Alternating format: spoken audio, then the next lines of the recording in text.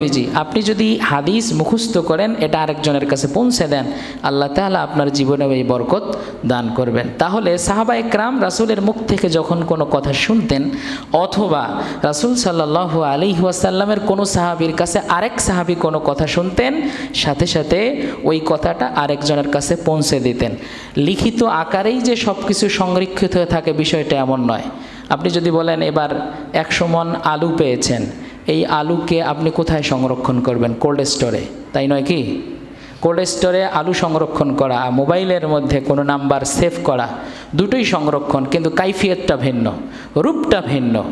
আলু কোল্ড স্টোরে সেভ করা হয়, আর কারো নাম্বার কিংবা কোনো ধরনের কিছু আপনি মোবাইলে সেভ করতেছেন, দুটোই সেভ, দুটোই সংরক্ষিত, বাট কাইফিয়তটা ভিন্ন, রূপটা ভিন্ন। লেখার আকারে এই সব কিছু লিপিবদ্ধ থাকবে, বিষয়টা এমন নয়। বরং রাসূল সাল্লাল্লাহু আলাইহি ওয়াসাল্লামের সাহাবায়ে কেরাম যখন যা শুনতো, মুখস্থ করতো, আরেকজনের কাছে ওইটা পৌঁছে দিত। 1 নম্বরে মুখস্থ করতেন, 2 নম্বরে যেটা শুনতেন আরেকজনের কাছে পৌঁছে দিতেন। 3 নম্বরে তাআমুল। তাআমুল মানে হলো,